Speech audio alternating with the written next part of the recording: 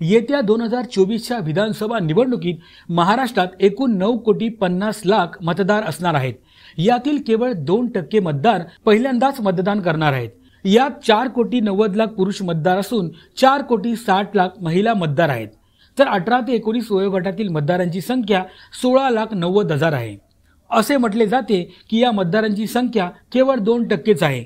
मात्र वास्तव असे आहे की केवळ 2 ते 3% मतदारच निवडणुकीतील विजय किंवा पराभवाचा निर्णय करतात। हार जीतच्या या फरकाचा अभ्यास केला तर प्रत्येक मताचे मूल्य कळते आणि लोकशाहीसाठी तुमचे एक मत किती महत्त्वाचे आहे हे यावरून दिसून येते। महाराष्ट्रात मात्र गेल्या वेळी ही संख्या 9,25,00,000 होती। राज्यात दर 1,000 पुरुष मतदारांमागे 933 महिला मतदार आहेत। मात्र मागील विधानसभा निवडणुकीत याच महिला मतदारांची संख्या 925 इतकी होती।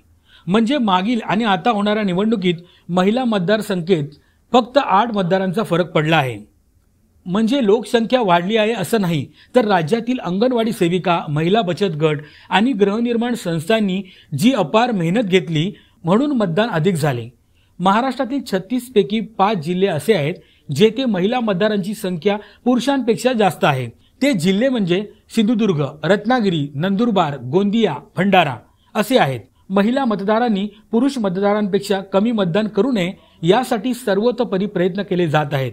गडचिरोलीमध्ये सर्वात जास्त 8,1 मतदार आहेत। राज्यातील 30 ते 50 वयोगटातील 2 कोटी मतदार आहेत, तर 20 ते 30 वयोगटातील 1,80,00,000 मतदार आहेत। 80 वर्षांपेक्षा जास्त वय असलेल्या मतदारांची संख्या 18,60,000 पेक्षा जास्त आहे। संयुक्त महाराष्ट्र विधानसभेची पहिली निवडणूक झाली तेव्हा एकूण मतदानाची टक्केवारी 60.36% होती। 2019 मध्ये ती 61.44% इतकी होती। दरम्यान 11 निवडणुका झाल्या, पण सरासरी मतदानाची टक्केवारी फक्त 62 इतकीच राहिली।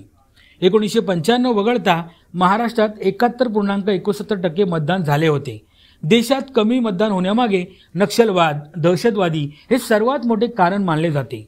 आता त्यांची भीती राहिली नाही, पण जिथे मतदारांना ही भीती वाटत नाही तिथे मतदान कमी करण्याची सक्ती समजण्यापलीकडची आहे।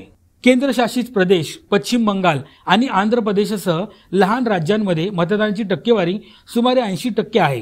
प्रत्येक मतदारापर्यंत पोहोचण्यासाठी निवडणूक आयोग सर्वतोपरी प्रयत्न करते। महाराष्ट्रातील लोकसभेच्या निवडणुकीत मतदार फक्त 61% नाव नोंदवतात। हे योग्य नाही।